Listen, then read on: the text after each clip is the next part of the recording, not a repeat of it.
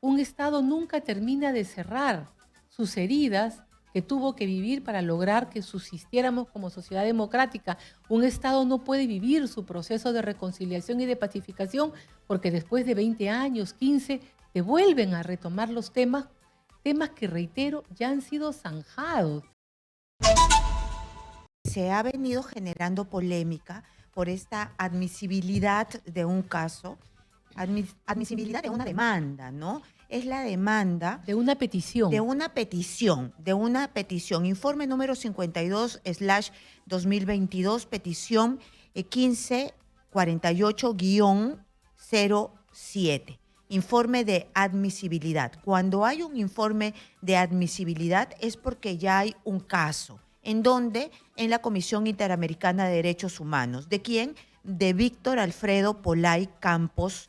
Y ustedes ya saben quién es, el cabecilla del MRTA, este grupo terrorista que mató, asesinó, secuestró a muchos peruanos, desangró al Perú. Entonces se ha generado una polémica porque es caso, no es caso, nos interesa, no nos interesa, a mí sí me interesa y mucho, por eso estamos nosotros aquí de la mano de Delia Muñoz. Ella ha sido representante del Perú ante la OEA y también ha sido exministra de Justicia. Bienvenida, señora Muñoz. Buenos días, Karina. Muy amable por la invitación. Y al igual que a usted, a mí también me interesa particularmente el caso. Yo soy una persona que está dedicada exclusivamente a la vida académica. En ese contexto, ejerzo mi derecho de opinión sobre algunos casos, pero también hago investigación, porque uno va haciendo seguimiento de lo que considera los casos emblemáticos.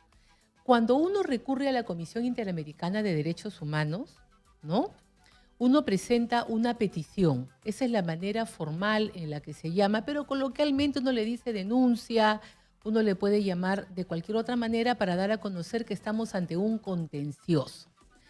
Se llama petición y pueden pasar varios años hasta que la comisión lo califica. Si califica y hace lo que dice un análisis prima facie, o sea, de apariencia, estamos en una situación que merece especial interés. Eso es lo que se llama comenzar la fase de fondo con un informe de admisibilidad. Entonces, es en ese momento donde se tienen que discutir los puntos que se han establecido como controvertidos en el informe de admisibilidad. En el caso del señor Polay están en el punto 43. Muy bien, yo quisiera decirle a todas las personas que aquí tengo los informes y les digo los porque no solamente hay un informe de admisibilidad, sino hay dos informes de admisibilidad.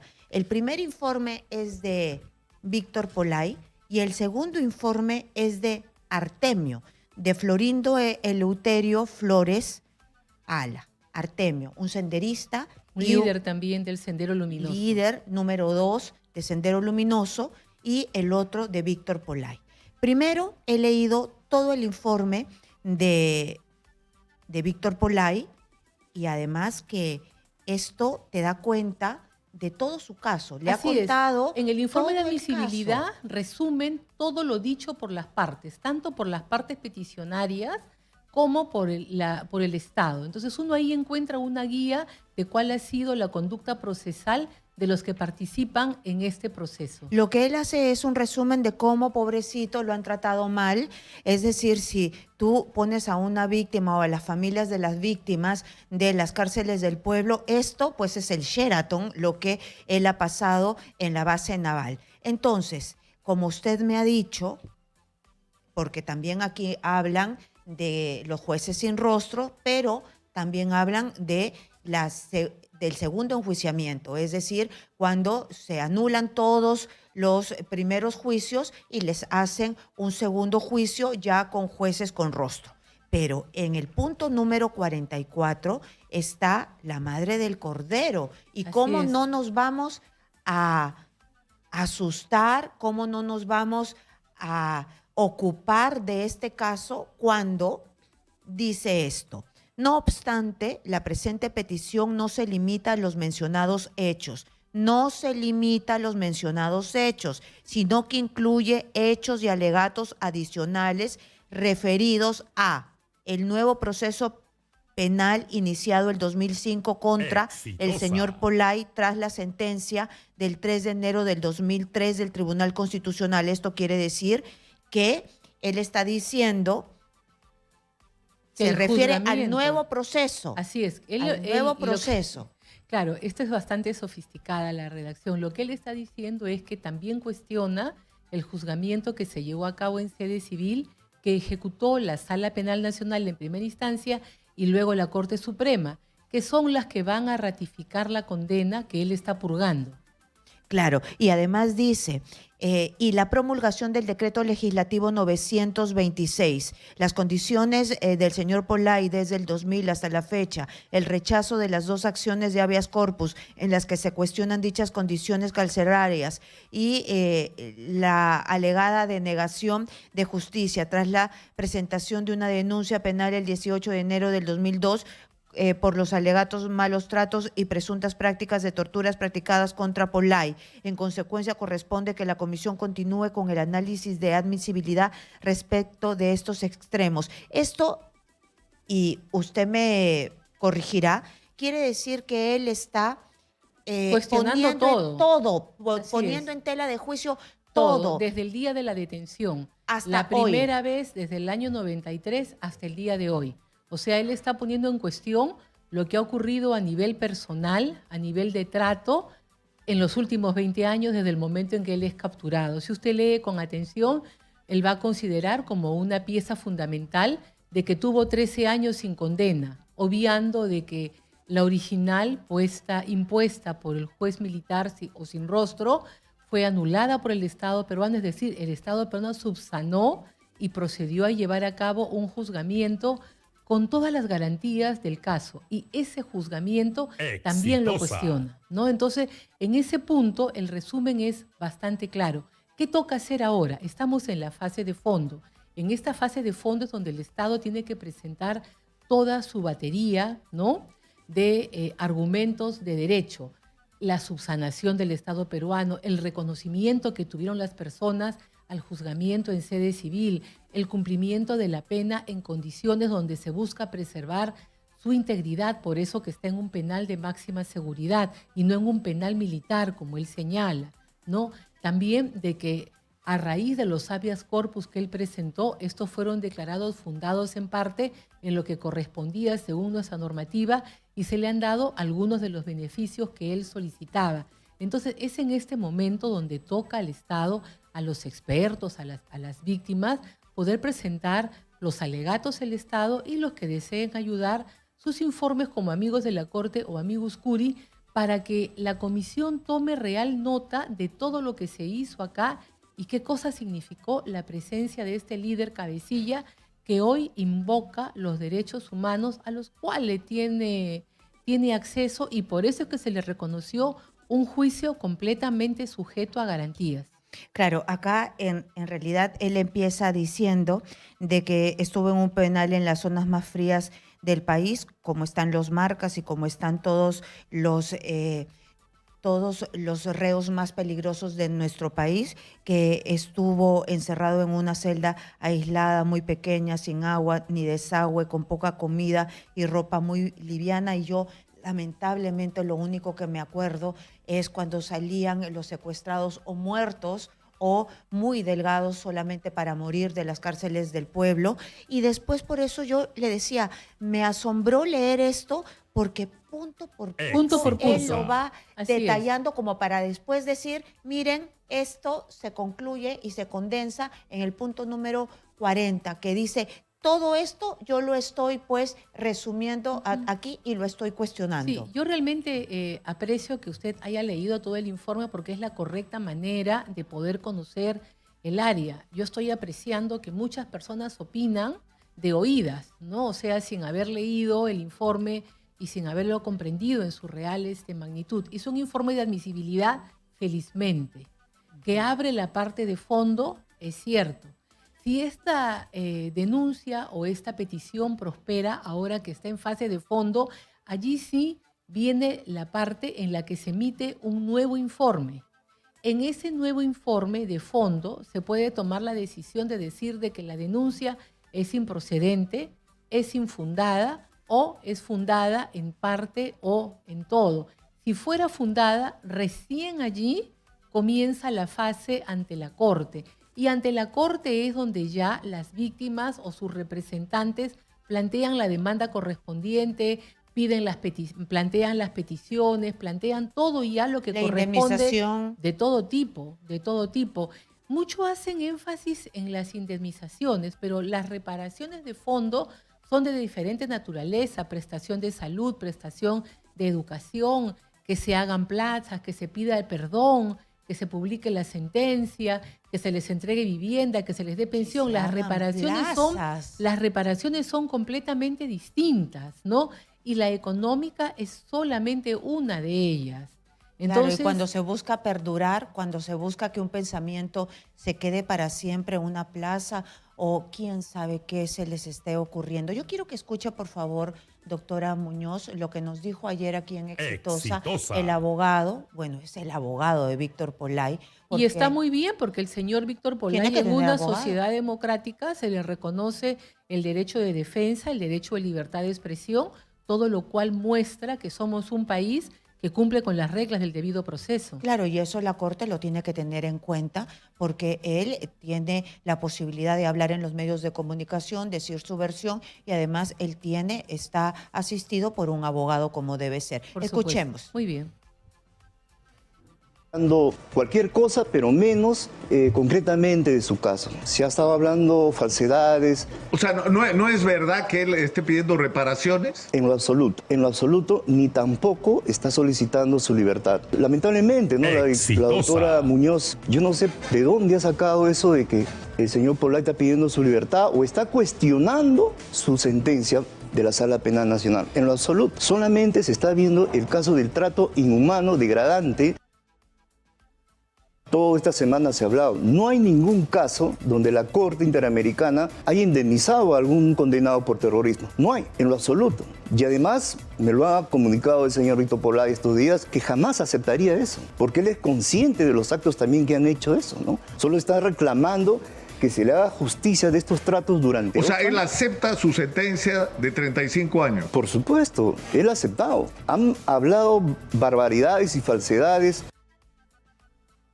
Muy bien, entonces, bueno, yo no le he escuchado en ningún momento que usted ha dicho. Yo respeto su opinión, él es un Lo que el abogado, abogado dice, él es ¿no? un abogado defensor, yo soy una académica, no defiendo a nadie, ni al Estado, ni al señor, a nadie.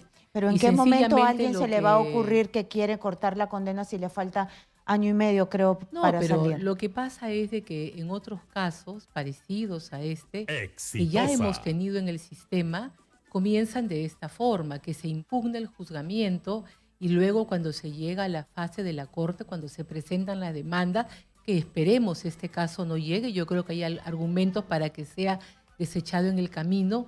Cuando tú invocas de que ha habido afectación a las garantías judiciales y éstas se declaran fundadas, el fallo que suele salir es de que el Estado debe garantizar el respeto de las garantías judiciales y debe de brindar o un nuevo proceso o debe de brindar las garantías de las debidas medidas. Como las sentencias de la Corte se ejecutan en remisión a lo que dice la sede nacional, usualmente lo que han hecho las Cortes peruanas es anular los procesos y comenzar los nuevos juzgamientos. Es en base a ello que el Perú dicta la sentencia Tineo, porque existieron en un inicio varias sentencias condenatorias en las que se decía que los juzgamientos realizados por terrorismo en sede militar vulneraban las garantías judiciales. Entonces, ¿cuál es la forma de garantizarte un debido proceso? Llevarte a uno donde se te dé abogado, actuación de pruebas, apelación, ¿no? ¿Qué es lo que hizo el Perú? Y subsanó por eso, y así fue reconocido por la Corte en diferentes piezas jurisdiccionales. A mí por eso me llamaba poderosamente la atención que, siendo este ya un tema reconocido, siento que el señor Polay durante el juzgamiento reconoció que había sido sometido a un proceso justo, ahora tengamos este informe de admisibilidad donde expresamente se dice, como tú lo has señalado, que aparte de estos hechos vamos a analizar también si se han respetado o no las garantías judiciales en el fuero llevado en el proceso llevado ante la Corte Suprema y la Sala Penal, ¿no? Exitosa. Entonces, allí va, ese es el tema en debate. Me encanta que el señor haya dicho de que ese tema sale, con lo cual esperaremos pues que no formule defensa sobre esos puntos o se desista de esos extremos para que sea coherente con lo que afirma, ¿no? Porque el informe de admisibilidad es clarísimo, ¿no? Entonces, ¿qué cosa es lo que está buscando? Según el informe, que se le revisen las condiciones carcelarias, que ha tenido problemas de tortura y también de afectación en garantías judiciales, ¿no? Pero pareciera ser que lo que dice el informe es algo que no reconoce ni el propio beneficiario del mismo, ¿no? Claro, y ni el propio Es bastante, abogado. Entonces, ¿para qué bastante raro, hace ¿no? todo esto? Muy Así bien, es. se me va a acabar el tiempo, pero yo quiero que me explique, después de la pausa, qué es esto, este informe de Artemio, porque también está pidiendo básicamente Lo mismo. lo mismo. Ujú. Y quiero irme hacia el punto número 24, que es lo que dice. Asimismo, la Comisión Interamericana de Derechos Humanos recuerda que previamente ya ha resuelto peticiones contra el Estado peruano en las que se cuestiona la aplicación de la legislación penal antiterrorista al considerarse que esta no resulta acorde al artículo 9 de la Convención. Siguiendo estos precedentes, la Comisión considera que corresponde en el presente asunto que los cuestionamientos contra el Decreto Ley 25475 sean analizados en la etapa de fondo.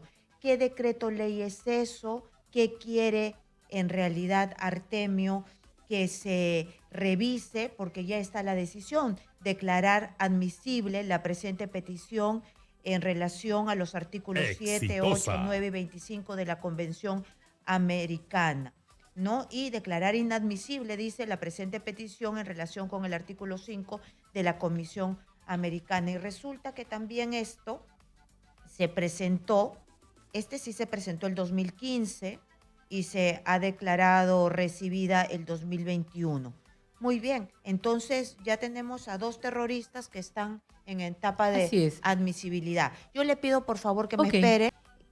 ¿Qué es lo que lluvia de terroristas y de informes de admisibilidad en la Comisión Interamericana de Derechos Humanos, doctora? Varias cosas. Admiro su memoria fotográfica, en primer lugar. Y en segundo lugar, cuando uno, como yo, hace investigación, estás haciendo una actividad académica, uno ve las cosas en su contexto, ¿no?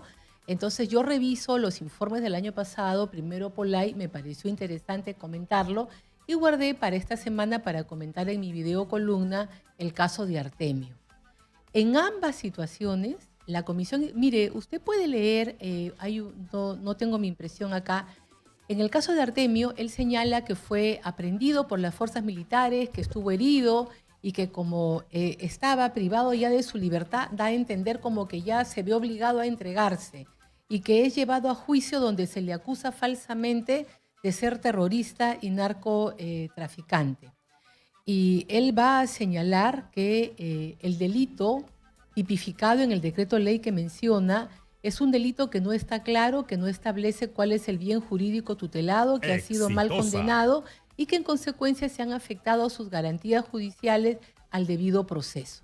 Y entonces la Comisión Interamericana también procede a declarar admisible el caso. A y que como él cuenta que se vio obligado a enterarse. Todo el más país, o menos le estoy parafraseando, resumiendo, estoy parafraseando para porque que no todo el- digan de que estoy Claro. faltando. Entonces cuenta la historia como que yo estuve detenido y estaba en un esto militar, entonces fui juzgado y de ahí cuenta su propia narrativa, ¿no? Porque hubo un enfrentamiento entre militares, policías y los terroristas, ¿no? Donde él resultó herido en el momento de la, pues, de la ¿no? captura, ¿no? Entonces él cuenta toda esa historia. Yo los invito a que lean el informe, porque no me crean a mí ni le crean a Karina. Lean el informe, que es una fuente pública y es información abierta.